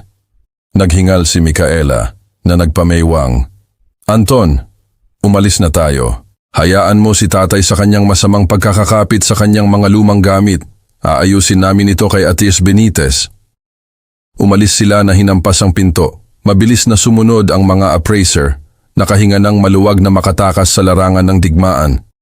Nanatili akong nag-iisa sa sala, hawak pa rin ang silver picture frame, nanginginig mula ulo hanggang paa, hindi sa takot, kundi sa galit. 42 taon ng paglunok ng mga insulto, pagtanggap ng mga mumo, pagiging huwarang lalaki na hindi kailanman nagreklamo, ngunit may hangganan at nilampasan na nila iyon.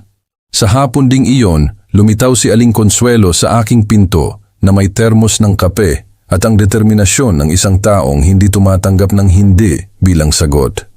Siya ay 72 taong gulang, may puting buhok na maikli, pulang frame na salamin, at isang tuwid na postura na humahamon sa gravity at panahon. Nakita ko ang circus na binuo nila dito kaninang umaga. Pumasok siya ng walang seremonya, dumiretso sa kusina at nagbuhos ng 2 tasa ng kape.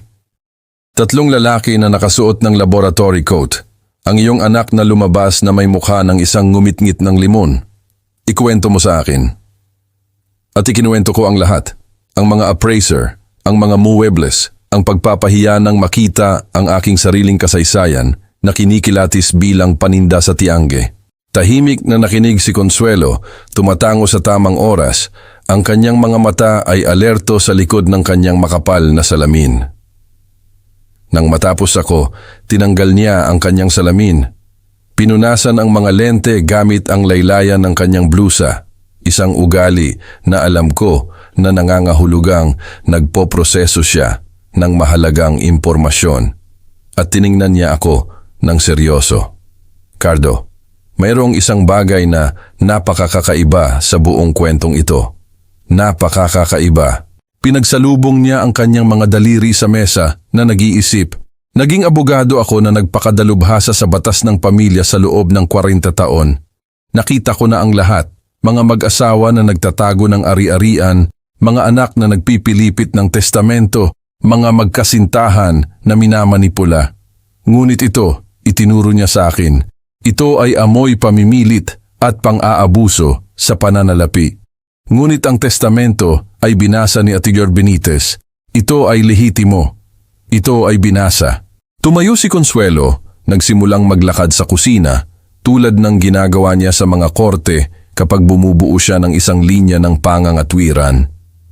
Hindi ko sinabi na ito ay nabasa ng buo. Anong ibig mong sabihin? Sabihin mo sa akin, ang iyong asawa ba ay ang uri ng babae na iiwan ang kanyang asawa ng 42 taon sa kawalan ng tulong ng ganoon? Naisip ko si Elena. Maraming bagay siya. Absent, workaholic, minsan insensitive, ngunit ganap na hindi patas. Hindi niya alam kung gaano ako nagsakripisyo. Sinabi niya iyon sa gabing iyon pagkatapos kong mailigtas ang development. Ikaw ang pundasyon ng lahat. Hindi, sagot ko. Lumabas ang aking boses ng mas matatag. Hindi siya ganoon. Kung gayon, bakit kanya iiwan ng 100,000 lang? Ibinagsak ni Consuelo ang kanyang kamay sa mesa, nagpatunog sa mga tasa. Walang saysay. Maliban kung ano? Maliban kung mayroong iba pa sa testamento na iyon. Isang conditional clause, isang pangalawang pahina, isang addendum na hindi binasa ni Attorney Benitez sa harap ng iyong anak. Sumiklab ang aking puso. Ang pahayag na sinabi ng abogado sa pasilyo ay bumalik sa aking isip na parang kidlat. Huwag kang pumirma ng anuman nang hindi ka muna nakikipag-usap sa akin. Wala. Sinabi niya sa akin na huwag akong pumirma ng anuman. Bulong ko sa sarili ko at hindi kay Consuelo. Sino ang nagsabi? Si Attorney Benitez. Pagkatapos ng pagbabasa ng testamento, hinila niya ako sa pasilyo at sinabi sa akin na huwag akong pumirma ng anuman nang hindi ko siya kinakausap muna. Pumalakpak si Consuelo nang malakas na parang may bagong nalutas na palaisipan. Aha, alam ko na. Hinawakan niya ang aking kamay nang may nakakagulat na lakas ng isang taong gumugol ng isang buhay sa pagsasara ng mga deal at pagbubunyag ng mga kasinungalingan. Cardo, alam ng lalaking iyon ang isang bagay na hindi mo alam at hindi rin alam ng iyong anak. Iyon ang dahilan kung bakit niya pinilit kang pumirma ng mga papeles, ibenta ang bahay, ilagay ka sa isang apartment, gusto ka nilang in-neutralize bago mo malaman. Malaman kung ano? Malalaman natin iyan sa pakikipag-usap kay Attorney Benitez. Hawak na ni Consuelo ang telepono. Sinubukan kong magprotesta, sabihin na gabi na maaari kaming maghintay hanggang bukas. Ngunit si Consuelo ay hindi isang babae na naghihintay kapag naamoy niya ang kawalan ng katarungan. Tumawag siya sa opisina. Nagpakilala siya bilang Abogada Consuelo Patterson, legal advisor ni Ginoong Cardo de la Cruz. Isang bahagyang katotohanan na ginawa niyang established fact at humiling ng agarang pulong. 20 minuto pagkatapos, nasa sasakyan na kami patungo sa sentro. Walang tao sa opisina ni Attorney Benitez sa oras na iyon, halos 6 na ng gabi. Umalis na ang receptionist, ngunit personal siyang naghihintay sa amin sa pinto. Nakapatong ang jacket sa balikat, maluwag ang kurbata, ang mukha ng isang taong ginugol ang buong araw sa nakakapagod na pagdinig. At Yair de la Cruz, inabot sa akin ang kanyang 2 kamay, isang kilos na nagpapahiwatig ng pagmamadali at pag-aalala. Inasahan kong darating kayo. Pakiusap, pasok kayo. Binati niya si Consuelo nang may paggalang ng isang taong kumikilala sa isang kasamahan sa propesyon. Dinala niya kami sa conference room, isinara ang pinto ng maingat at bago umupo ay tiningnan niya kung sarado ng maayos ang mga bintana. na parang malapit na siyang magbunyag ng sikreto ng Estado. Ate Gauson de la Cruz, direkta akong magsasalita dahil wala tayong oras na sasayangin. Binuksan ni Ate Jar Benitez ang isang cabinet na may susi kung saan kinuha niya ang isang selyadong folder na may notaryal na selyo. Ang iyong asawa ay pumunta sa akin 3 buwan bago siya pumanaw. Mayroon siyang nalaman tungkol sa kanyang anak, isang seryosong bagay. Nawalan ako ng hininga. Ano ang nalaman niya?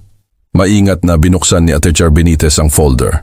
Sa loob ay may mga dokumento, bank statements, kopya ng mga kontrata at, Diyos ko, mga larawan.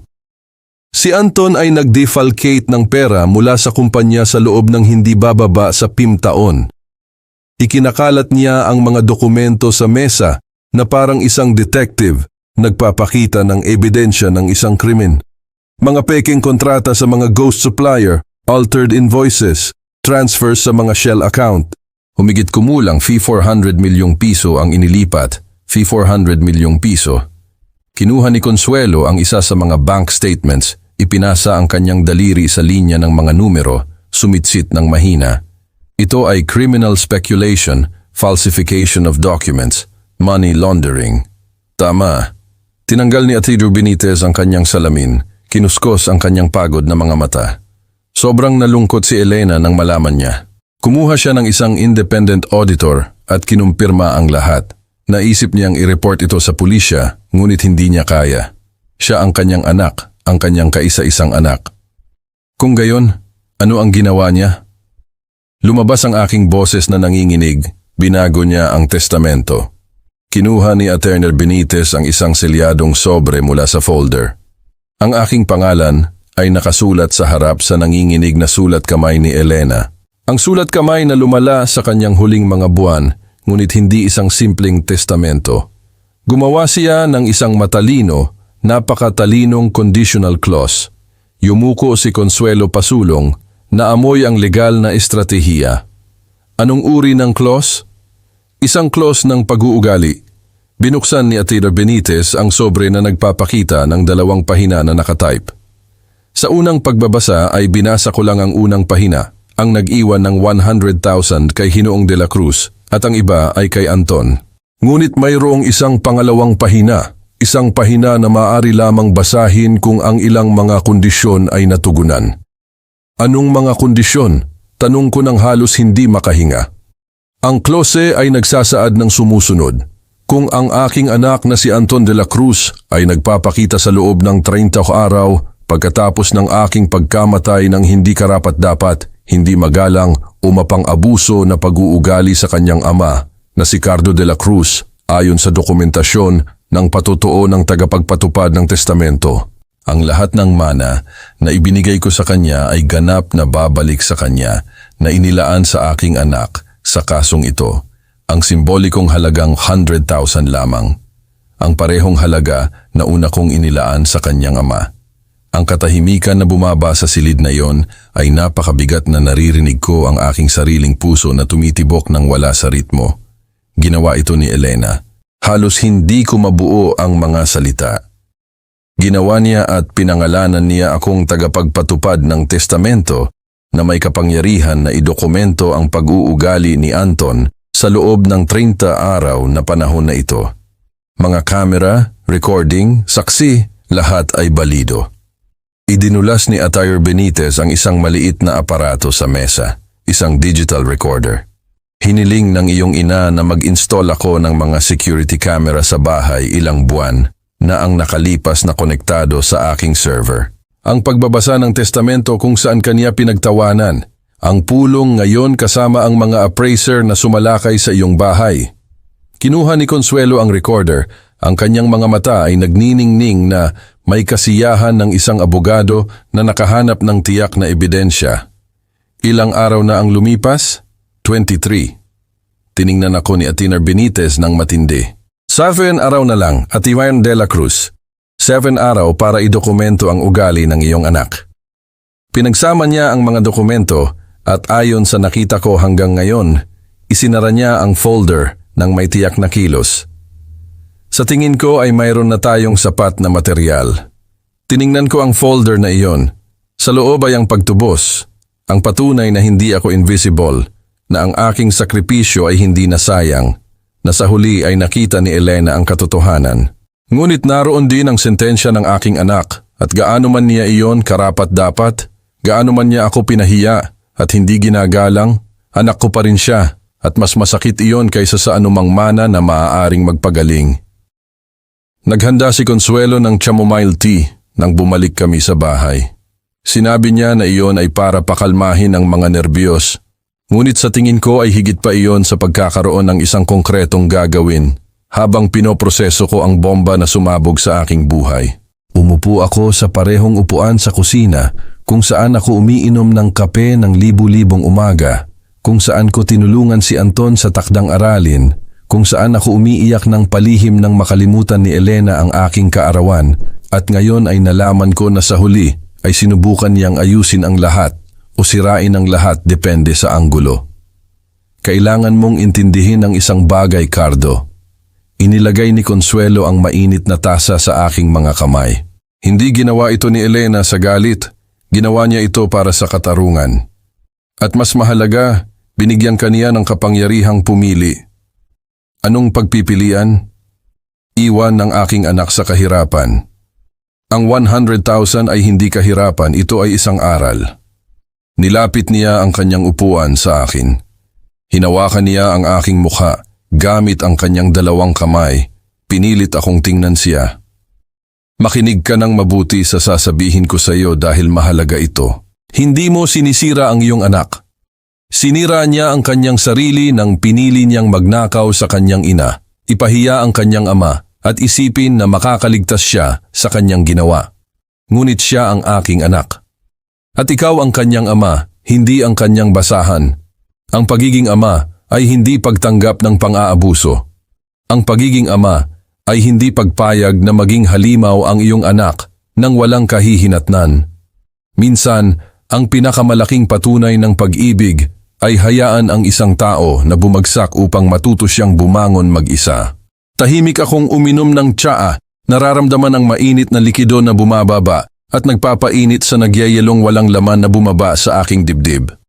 Tama si Consuelo. Alam ko, ngunit ang pagkaalam ay hindi nagpapagaan sa desisyon. Sinabi ni Ate Sir Benitez na 7 araw na lang. Nagsalita ako para sa sarili ko. 7 araw hanggang sa ma-activate ang clause. Paano kung malaman nila? Hindi nila malalaman.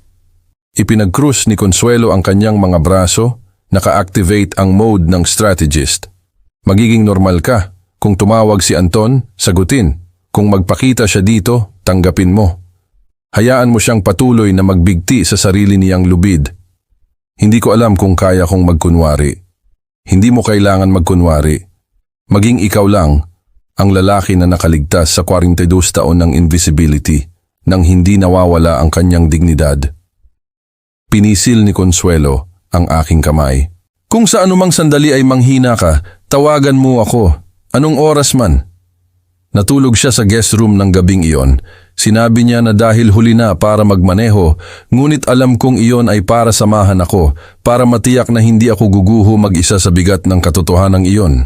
Ang mga sumunod na araw ay ang pinakakakaiba sa aking buhay. 2 beses tumawag si Anton. Isa para sabihin na naayos na niya ang problema sa mga muebles kasama ang abogado at hindi na ako kailangan mag-alala. Isa pa para ipaalam sa akin na nakahanap siya ng perpektong apartment para sa akin sa isang komunidad para sa mga matatanda. May recreation room, tatay, at mga klase sa handicrafts. Magugustuhan mo iyan. Handicrafts, na para bang ako ay isang sinayle na matanda na ang tanging silbi ay magpalipas ng oras gamit ang aking mga kamay. Nilunok ko ang aking galit, magalang na pinasalamatan siya at ibinaba ang telepono.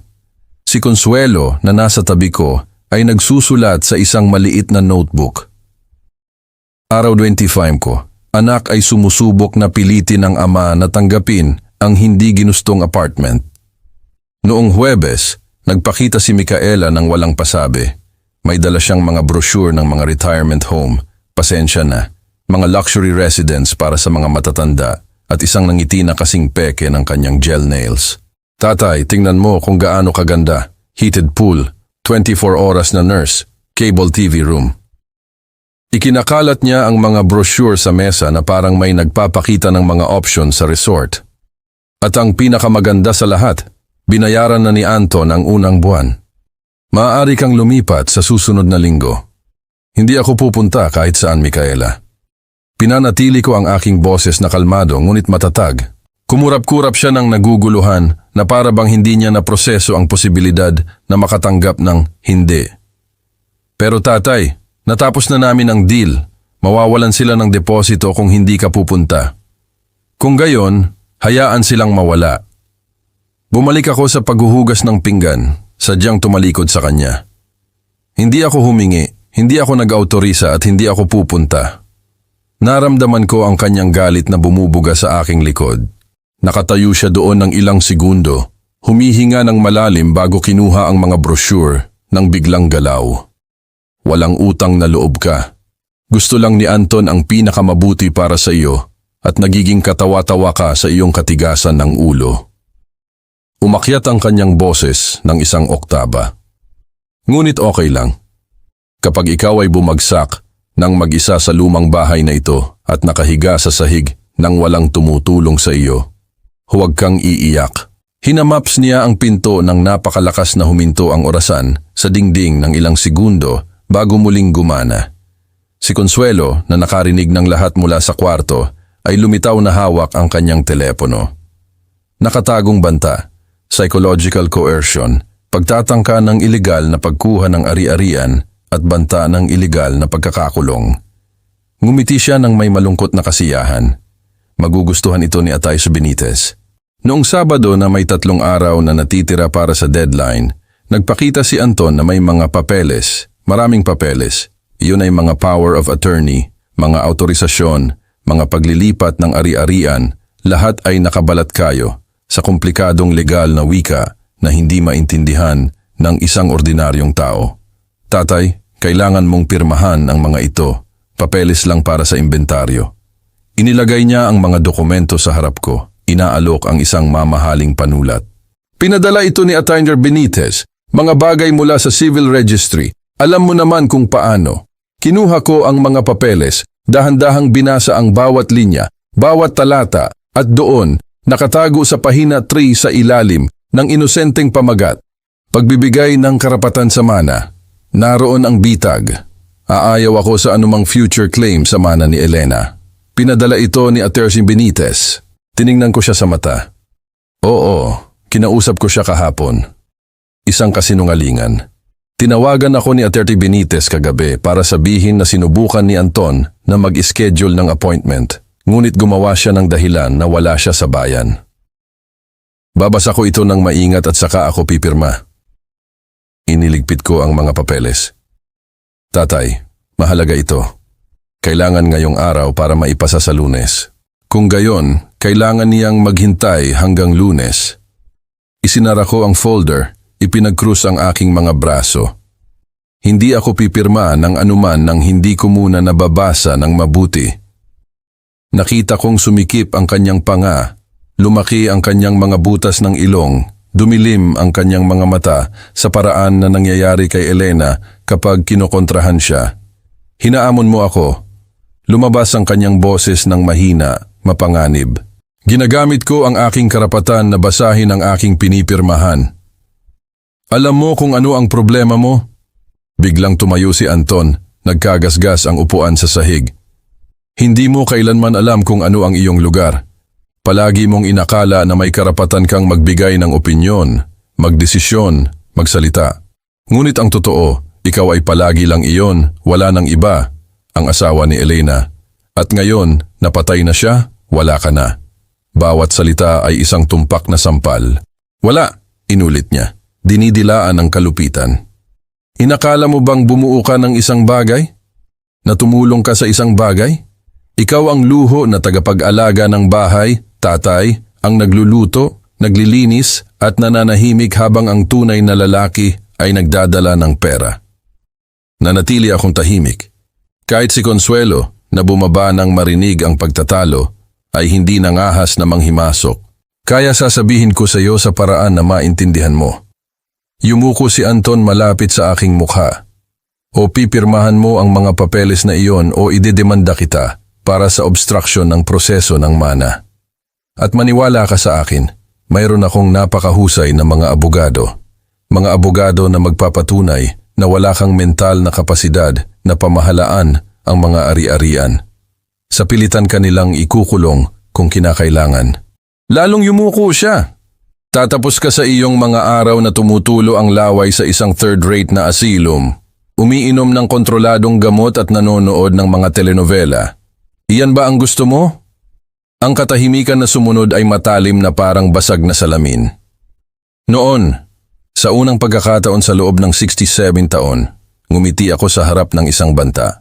Ngumiti ako dahil alam ko ang hindi niya alam. Ngumiti ako dahil 3 araw na lang ang natitira. Ngumiti ako dahil bawat salita ng talumpating iyon ay ni-record ng device na maingat na inilagay ni Attorney Benitez sa ilaw sa sala. Alam mo ba, Anton? Lumabas ang aking boses ng kalmado, halos magiliw. Ganap kang tama. Hindi ko kailanman alam kung ano ang aking lugar, dahil hindi kailanman ang aking lugar ay sa ilalim ng paa ng sinuman. Kinuha ko ang mga papeles at dahan-dahang pinunit ang mga ito, isa-isa. Ngayon, umalis ka sa aking bahay at bumalik ka lamang. Kapag natuto ka na ang respeto ay hindi minamana, ito ay kinikita. Umalis si Anton sa aking bahay noong Sabado na may galit na napakalat na nararamdaman ko ang kapaitan nito sa hangin. Sa pagkakataong ito hindi niya hinampas ang pinto. Tahimik lang siyang umalis. At ang katahimikang iyon ay mas nakakatakot kaysa sa anumang sigaw. Naghihintay si Micaela sa kanya sa sasakyan, tinitingnan ang kanyang telepono. Nakita ko sa bintana nang sumakay siya, 2 beses niyang hinampas ang manibela at umalis nang mabilis na umalingaw-ngaw ang mga gulong sa aspalto. Lumingon siya sa aking bahay at kahit mula sa malayo ay nakita ko ang ngiti. Hindi iyon ngiti ng tagumpay. Iyon ay ngiti ng isang taong nagpaplano ng isang bagay. Babalik sila. Nasa tabi ko si Consuelo, pinagmamasdan ng sasakyan na nawawala sa kanto. At babalik sila ng buo. Alam ko. 3 araw na lang, Cardo. 3 araw hanggang sa deadline ng clause. Kaya mo ba? Tiningnan ko ang babae na halos hindi ko pa kilala 2 linggo na ang nakalipas at ngayon ay ang tanging tunay kong kaalyado sa tahimik na digmaang ito. Sinindihan ni Consuelo ang isang ilaw sa isang pasilyo na akala ko ay nagtatapos sa kumpletong dilim. Kakayanin ko. Lumabas ang aking boses ng mas matatag kaysa sa nararamdaman ko. Dahil wala akong pagpipilian. Ngunit sa totoo lang, sa unang pagkakataon sa matagal na panahon, mayroon akong pagpipilian at pinipili kong hindi yumuko. Sa gabing iyon din, maingat na lumitaw si Attorney Benitez sa likod na pinto. May dala siyang laptop at isang seryosong ekspresyon na nagpapatingkad sa kanyang mukha na parang tanawin ng isang krimen ng pamilya. Attorney de la Cruz, kailangan mong makita ito. Binuksan niya ang computer sa mesa ng kusina, inayos ang kanyang salamin at pinindot ang play. Ipinakita ng screen ang aking sala, isang maingat na anggulo na kinunan ng nakatagong kamera sa ilaw. At naroon si Anton ng buong detalye. Sinasabi ang bawat nakakalason na salita na ibinuga niya ilang oras na ang nakalipas. Ikaw ang luho na tagapag-alaga ng bahay, tatay, ang nagluluto, naglilinis at nananahimik habang ang tunay na lalaki ay nagdadala ng pera.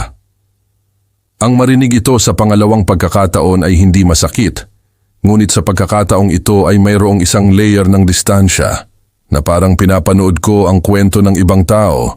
Isang lalaki na pinahiya ng matagal. Mayroon din akong mga recording ng pagbabasa ng testamento, ang pulong kasama ang mga appraiser, ang pagbisita ni Micaela na may mga brochure ng asylum. Ipinasa ni Attorney Benitez ang kanyang mga daliri sa trackpad. Nagpapakita ng folder pagkatapos ng folder ng mga audio at video file. 27 araw ng dokumentasyon, 27 araw ng iyong anak. Nagpapatunay ng eksaktong uri ng ugali na kinatatakutan ng iyong asawa na mayroon siya. Alam ni Elena. Alam niya. Maingat na isinara ni Ate Benitez ang laptop na parang may nagsasara ng isang kabaong. Ang mga financial deviation ang nagpatapos ng lahat. Ngunit matagal nang inoobserbahan ni Elena ang pag-uugali ng kanyang anak. Ang pagmamayabang, ang paghamak, ang kakulangan ng empatiya. Sinabi niya sa akin ang isang bagay na hindi ko kailanman malilimutan. Attorney, pinalaki ko ang isang halimaw at ngayon kailangan kong tiyakin na ang halimaw na iyon ay hindi sisira sa tanging taong laging nasa tabi ko. Dumating ang mga luha ng walang paalam. Hindi iyon luha ng kalungkutan, iyon ay luha ng pagpapatunay ng sa wakas ay makita ng isang taong mahalaga. Niyakap ni Consuelo ang aking balikat, mahigpit na pinisil. 3 araw na lang, inilagay ni Attorney Benitez ang laptop sa kanyang bag. Sa Lunes ay 30 araw na ang nakalipas mula nang mamatay si Elena. Nagpatawag ako ng bagong pulong sa opisina para sa isang suplementaryong pagbabasa ng testamento. Hindi alam ni Anton kung ano ang tungkol dito, ngunit pupunta siya. Pinadala ko ang opisyal na summons sa pamamagitan ng civil registry. Wala siyang pagpipilian. At kung maghinala siya, pinayagan ng abogado ang kanyang sarili na ngumiti ng palihim. Iniisip niya na ang pulong na ito ay para sa iyo na sa wakas ay pumirma ng pagtalikod sa mana. Ipinahiwatig ko iyan sa summons. Darating siya ng may kumpiyansa, matagumpay at aalis na sirang-sira. Pinatunayan ni Consuelo nang walang bahid ng awa sa boses. Noong linggo, ang araw bago ang huling pulong, kakaiba ang katahimikan ng bahay. Wala sina Anton o Micaela na nagpakita. Walang tawag, walang surpresang pagbisita, wala.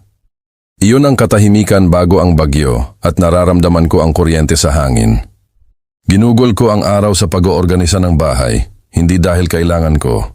Malinis ang bahay, ngunit dahil kailangan kong gawin ang isang bagay sa aking mga kamay para hindi mabaliw sa pagkabalisa.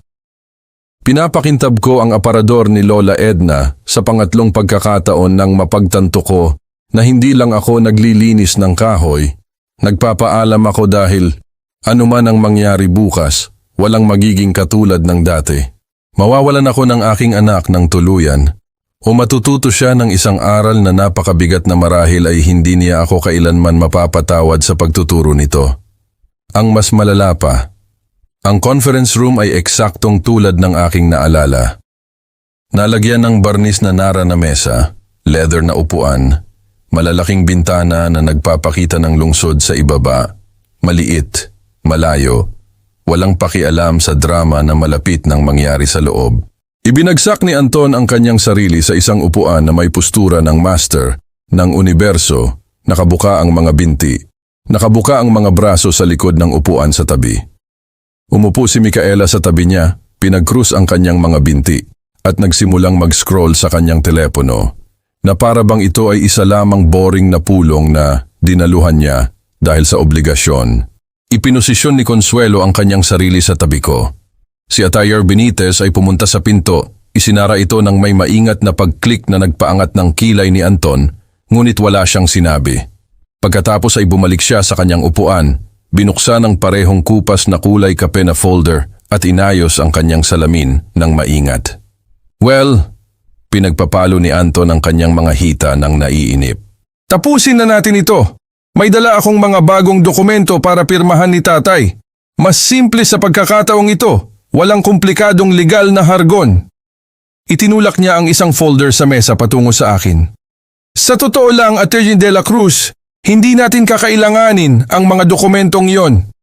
Hindi man lang tiningnan ni Attorney Benitez ang folder. Ang pulong ngayon ay may ibang layunin. Bingi na katahimikan. Kumurap-kurap si Anton nang naguguluhan. Ibinaba ni Micaela ang kanyang telepono. Anong ibig mong sabihin sa ibang layunin? Nawala ng yabang ang kanyang boses. Narito tayo para sa suplementaryong pagbabasa ng testamento ng iyong ina. Binuksan ni Attorney Benitez ang folder. Kinuha ang parehong sobre na nakita ko ilang araw na ang nakalipas. Mayroong isang pangalawang pahina na hindi binasa sa unang pulong.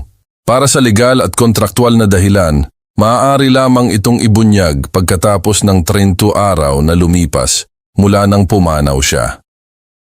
Nakita kong nawala ang kulay sa mukha ni Anton. Hindi ganap, hindi pa. Ngunit sapat para malaman niya na may mali. Pangalawang pahina, tungkol saan ito? Yumuko siya pasulong, sinusubukang magmukhang mausisa, ngunit nakita ko ang tensyon sa kanyang mga balikat dahil hindi niya dapat malaman. Sumagot si Atigarer Benitez nang may propesyonal na kalmado ng isang taong nakakita ng maraming bagyo. Irehistro ng iyong ina ang karagdagang clause na ito 3 buwan bago siya pumanaw, na may malinaw na tagubilin na ito ay ibunyag lamang pagkatapos ng isang panahon ng pagmamasid. Pagmamasid kung ano? Yumuko rin si Micaela pasulong, ang kanyang mga kuko ay nanginginig sa mesa sa pag-uugali ni Ginoong Anton de la Cruz sa kanyang ama. Bumaba ang temperatura ng silid ng 10 degrees. Naglabas si Anton ng maikli at hindi komportabling tawa. Pag-uugali? Anong ibig sabihin niyan? Masyado itong subjective, di ba? Kapag may dokumentasyon, sinindihan ni Atertion Benitez ang laptop na nasa mesa. Ayon sa mga tagubilin na iniwan ng iyong ina, ako ay pinangalanan bilang tagapagpatupad ng testamento na may kapangyarihan na obserbahan at idokumento ang iyong pakikipag-ugnayan kay Ginoong Cardo de la Cruz sa loob ng 30 araw na panahon. Inispiyan niyo ako! Umakyat ang boses ni Anton ng isang oktaba. Idinokumento! Kinorekta ni Attorney Benitez habang pinipindot ang play. Ang unang eksena na lumabas sa screen ay mula sa pagbabasa ng testamento. Si Anton na tumatawa, nagpapahiya sa 100,000 na iniwan sa akin. Ang mga salita ay umalingaw-ngaw sa silid muli, ngayon ay pinalakas ng mga speaker. 100,000, hindi iyan sapat para sa mga appointment sa manicure ni Micaela. Lumubog si Micaela sa kanyang upuan nang namumutla. Nagpatuloy ang video. Ang pulong kasama ang mga appraiser. Si Anton na nagkakatalogo ng aking mga muebles bilang paninda. Ang pagbisita ni Micaela na may mga brochure ng asylum at sa wakas ang eksena ng Sabado. Si Anton na tinatawag akong luho na tagapag-alaga ng bahay, sinasabing wala ako. Nagbabanta na ipasok ako ng sapilitan. Bawat salita, bawat kilos, bawat ekspresyon ng paghamak ay idinokumento ng buong detalye. Nang matapos ang video, puting-puti si Anton na parang papel. Hawak ni Micaela ang kanyang bibig, malalaki ang mga mata. 27 araw ng dokumentasyon. Maingat na isinara ni Attorney Benitez ang laptop. 27 araw ng pag-uugali na nagpapakita ayon sa legal na pagsusuri na hiniling ko sa 3 independent na espesyalista ng psychological abuse, coercion, pagtatangka ng ilegal na pagkuha ng ari-arian at banta ng ilegal na pagkakakulong. Galit ako. Nagsasabi ang mga tao ng mga bagay kapag galit sila. Desperado na si Anton ngayon, nanginginig ang kanyang mga kamay. Hindi iyan maaaring tanggapin. Hindi ko alam na ni-record niyo ako. Tama. Tumayo si Consuelo, lumapit sa mesa na may postura ng dating taga-usig. Hindi mo alam, kaya ipinakita mo kung sino ka talaga kapag iniisip mong walang nakakakita. At iyan ang gustong malaman ng iyong ina.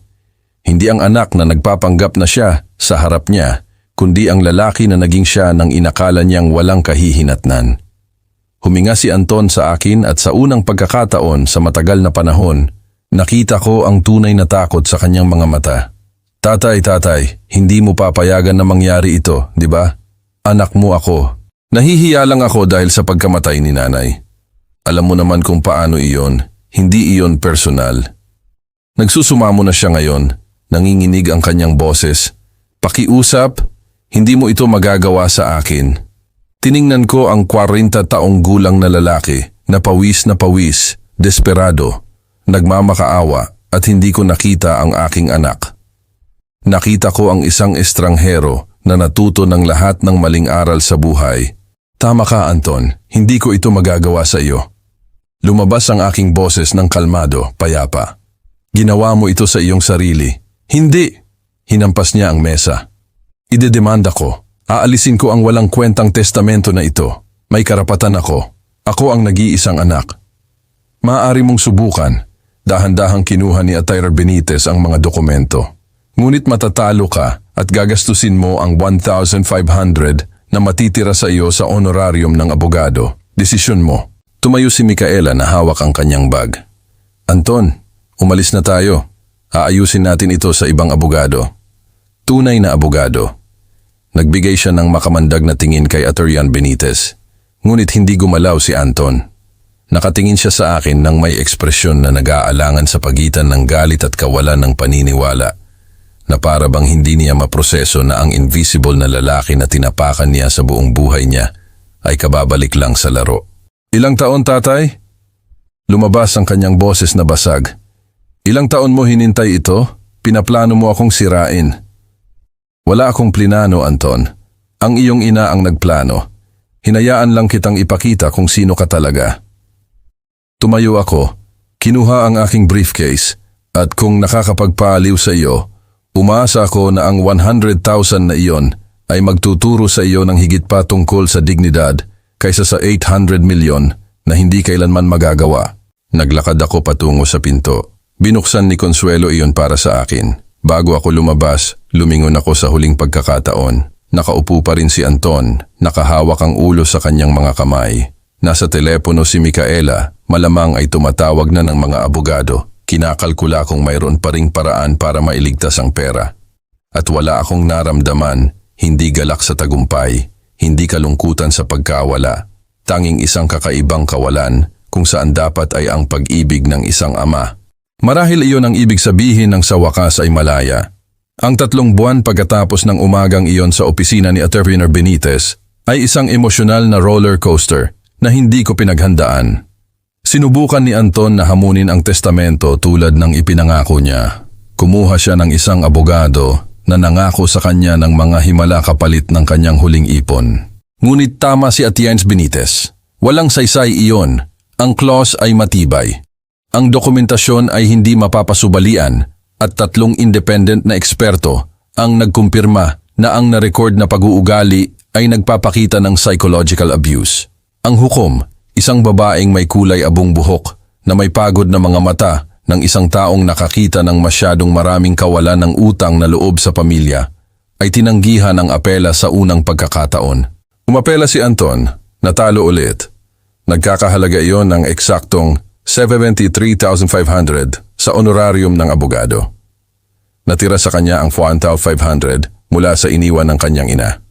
Iniwan siya ni Micaela sa 2 linggo pagkatapos ng desisyon ng korte. Walang liham ng pamamaalam, walang drama. Simpleng iniligpit niya ang kanyang mga maleta habang nasa opisina si Anton ng abogado.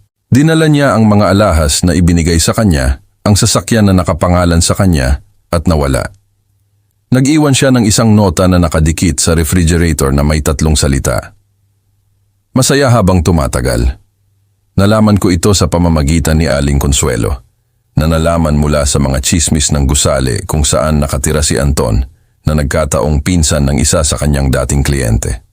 Ang mga network ng impormasyon ng kababaihan ay mas mahusay kaysa sa anumang serbisyo ng intelligence.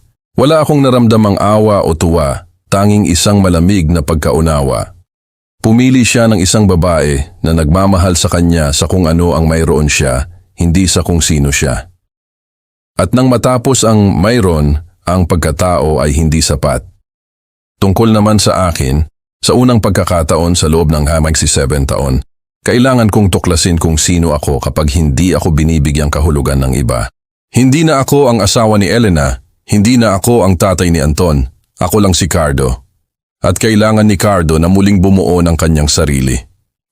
Ang una kong ginawa ay i-renovate ang bahay, hindi dahil kailangan niya. Solid ang istruktura, ngunit dahil kailangan ko iyon. Kumuha ako ng isang batang designer, isang babae na may malalaking salamin at buhok na pininturahan ng electric blue, na nakinig sa akin sa loob ng 3 oras bago gumuhit ng isang linya. Gusto mo bang gawing bagong simula ang mga alaala?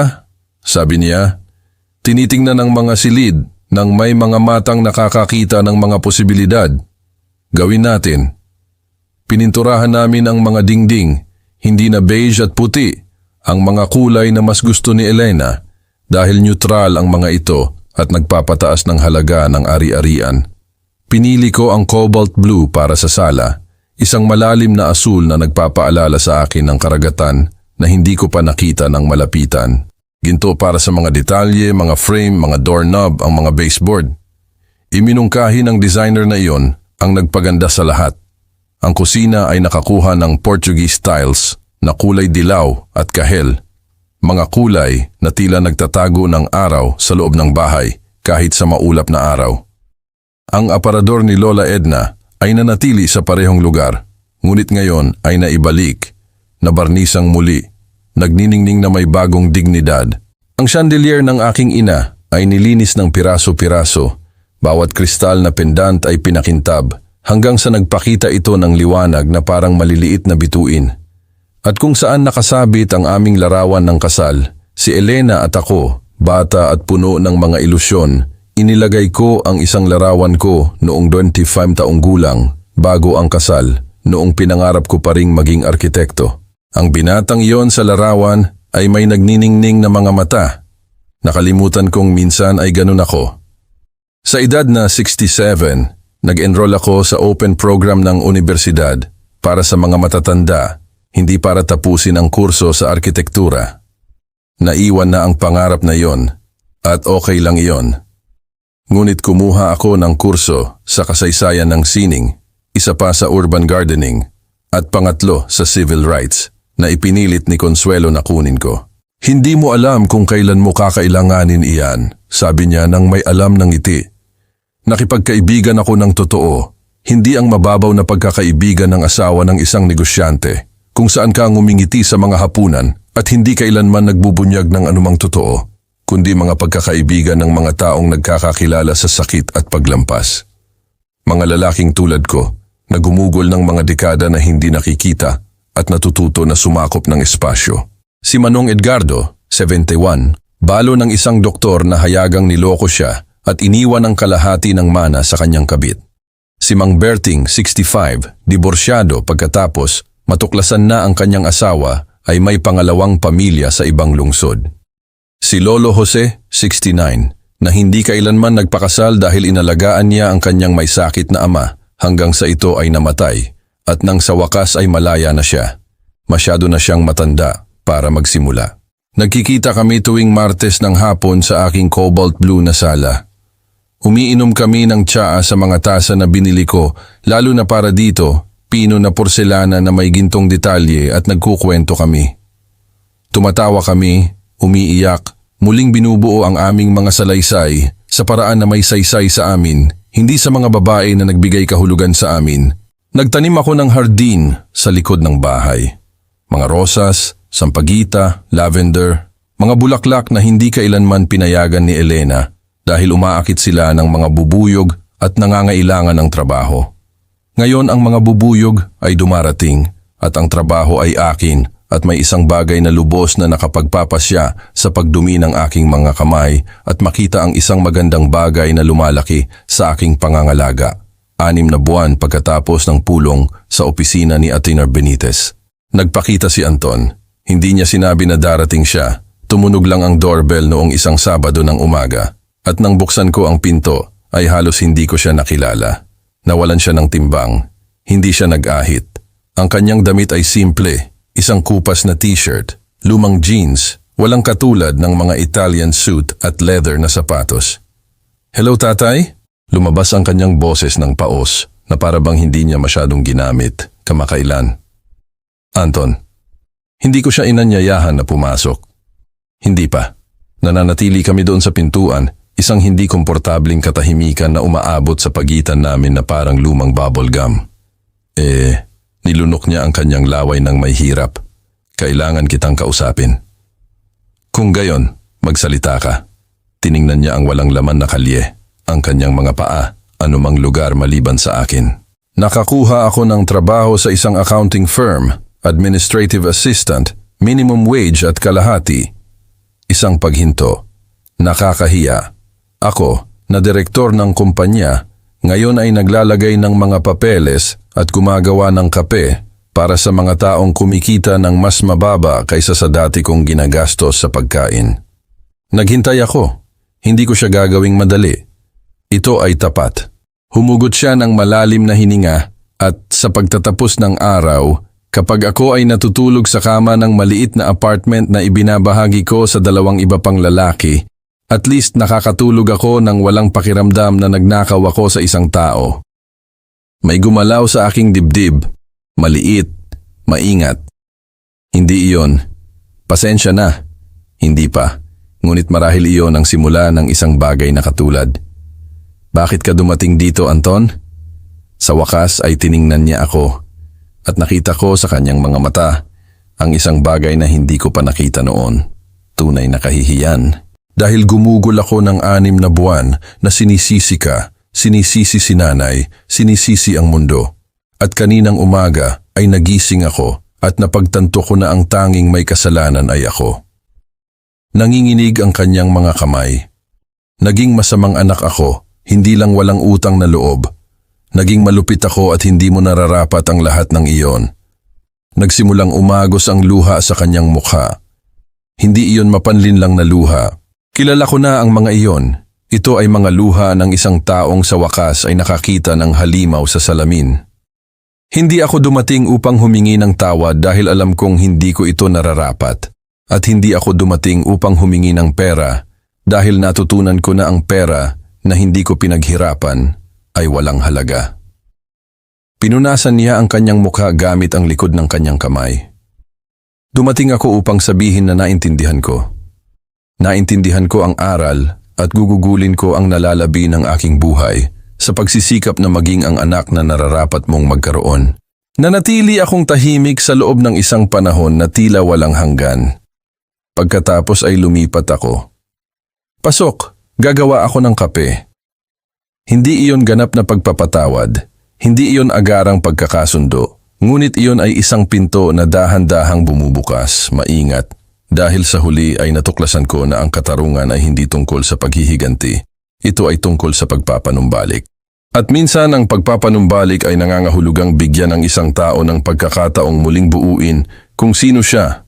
Kahit masakit, kahit nakakatakot, kahit hindi na kayo muling magiging ama at anak tulad ng dati, dahil ang dati ay sirang-sira na mula sa simula.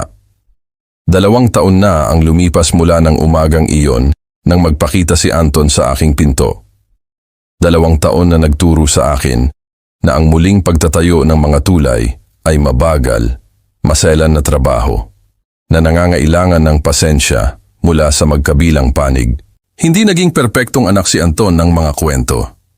Hindi siya bumalik upang tumira sa akin. Hindi siya tumatawag araw-araw. Hindi niya ipinagpapanggap na ang mga taon ng kalupitan ay mabubura ng ilang paghingi ng tawad. Ngunit nagpapakita siya minsan sa isang linggo, minsan 2 beses, laging may dalang simpleng bagay. Tinapay mula sa panaderya na gusto ko, mga bulaklak mula sa palengke o simpleng ang kanyang presensya. Nagsasalita na kami ng totoo ngayon. Hindi ang mga mababaw na usapan ng kumusta ka na sinusundan ng mabuti naman, kundi mga tunay na usapan kung saan kinukwento niya sa akin ang tungkol sa trabaho. Inangat siya sa financial analyst. Sapat na ang kanyang kinikita ngayon para magkaroon ng sarili niyang apartment, maliit, ngunit kanya. At ikinukwento ko sa kanya ang tungkol sa aking mga klase, ang aking mga proyekto, sa hardin, ang mga kaibigan na naging bago kong pamilya. Minsan tiningnan niya ang cobalt blue na dingding ng sala at sinabi, "Mukhang maganda. Hindi ko kailanman inakala na magugustuhan mo ang mga makulay na ito." "Hindi ko rin alam," sagot ko habang nagsisilbi ng kape. Ginugol ko ang 42 taon nang hindi alam kung sino ako bukod sa asawa at ama. Dahan-dahan kong natutuklasan. Nanatili siyang tahimik sandali, hinahalo ang asukal sa kanyang kape ng dahan-dahan. "Patawad sa pagkuha niyan sa iyo." Lumabas ang kanyang boses ng maliit. "Hindi mo kinuha, Anton. Ibinigay ko iyon. Iyan ang pagkakaiba." Umupo ako sa sofa sa harap, ang ngayon ay paborito ko. Emerald green velvet na binili sa isang vintage furniture store. Natutunan ko na walang sino man ang maaring magpangyari sa atin na maging invisible nang walang pahintulot natin. Pinili kong mawala dahil inakala kong iyon ang ginagawa ng isang mabuting asawa, isang mabuting ama. Nagkamali ako. Iyon ang pinakatapat na usapan na nagkaroon kami hanggang noon. Sa aking ika-70 kaarawan, si Anton ay nag-42 na. Nagpakita siya na may regalo na maingat na nakabalot. Nang buksan ko iyon, nakita ko ang isang palisandro na picture frame, malinaw na gawa sa kamay na may simpleng ngunit maingat na pagkakaukit. Ginawa ko ito sa isang klase sa pagkakarpintero, paliwanag niya, bahagyang namumula. Naisip ko, well, pinahahalagahan mo ang mga bagay na may kasaysayan, kaya gusto kong magsimula ng mga bagong magagandang kwento. Sa loob ng frame ay may larawan namin na kinunan 3 linggo bago sa hardin. Ako ay nagdidilig ng lavender, siya ay nasa likod na tumutulong sa pagpuputol ng mga rosas. Parehong nakangiti. Hindi mga peking ngiti, mga tunay na ngiti ng uri na nangyayari kapag nagtatamasa ka lang ng magandang sandali. Salamat anak. At sa pagkakataong ito ang salitang anak ay hindi na masakit. Si Consuelo ay nanatili kong angkla. Naghapunan kami ng magkasama ng hindi bababa sa 2 beses sa isang linggo, salitaan sa aking bahay at sa kanya. Nagsimula siyang makipag-date sa isang balo na 75 taong gulang na nakilala niya sa isang cruise sa Caribbean na pinuntahan namin ng magkasama.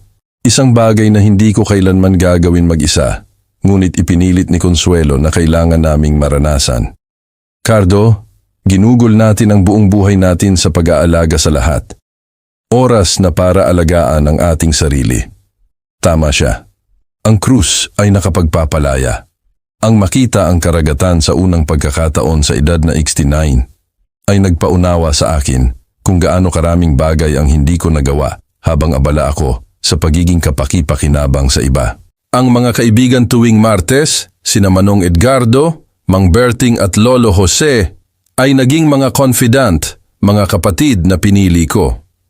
Nagbukas si Manong Edgardo ng isang maliit na carpentry shop gamit ang mana na napanalunan niya sa korte. Bumalik si Mang Berting sa pagpipinta, isang bagay na iniwan niya sa edad na 20 nang sabihin ng kanyang asawa na hindi binabayaran ng sining ang mga bill. Nagampon si Lolo Jose ng 3 pusa at sa wakas ay kinukuha ang kanyang biyahe sa Europa na matagal na niyang pinangarap. Lahat kami ay umuusbong sa edad kung saan sinasabi ng lipunan na dapat na kaming naglalaho. Naging kaibigan din si Atior Benitez.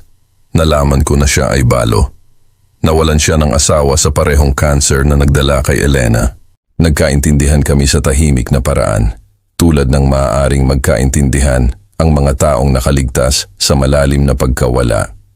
Isang hapon habang umiinom ng kape, ikinuwento niya sa akin na umiyak si Elena sa araw na natuklasan niya ang mga paglilipat ni Anton. Sinisisi niya ang kanyang sarili. Sinabi niya na pinalaki niya ang isang anak na mas pinahahalagahan ang pera kaysa sa pagkatao dahil siya mismo ay ginugol ang kanyang buhay sa paghabol sa pera. Ang klose sa testamento ay hindi paghihiganti at Turner de la Cruz. Ito ay isang huling pagtatangka ng isang ina na iligtas ang kanyang anak upang alugin siya ng sapat para magising siya. Gumana, sabi ko na iniisip ang Anton ngayon, naiiba sa mayabang na lalaki na tumulak sa akin sa libing. Masakit, ngunit gumana. Kung ang kwentong ito ay nakaantig sa iyo, kung nakita mo kay Cardo ang tahimik na lakas na marami sa atin, ay hindi alam na mayroon tayo, mag-iwan ng iyong komento sa ibaba. Sabihin mo sa akin kung saan ka nanonood at, mas mahalaga, anong aral ang nakuha mo sa kwentong ito. Dahil sa huli, hindi lang ito ang kwento ni Cardo. Ito ang kwento ng bawat lalaki na tinawag lang. Isang asawa lang, isang ama lang, isang mister lang.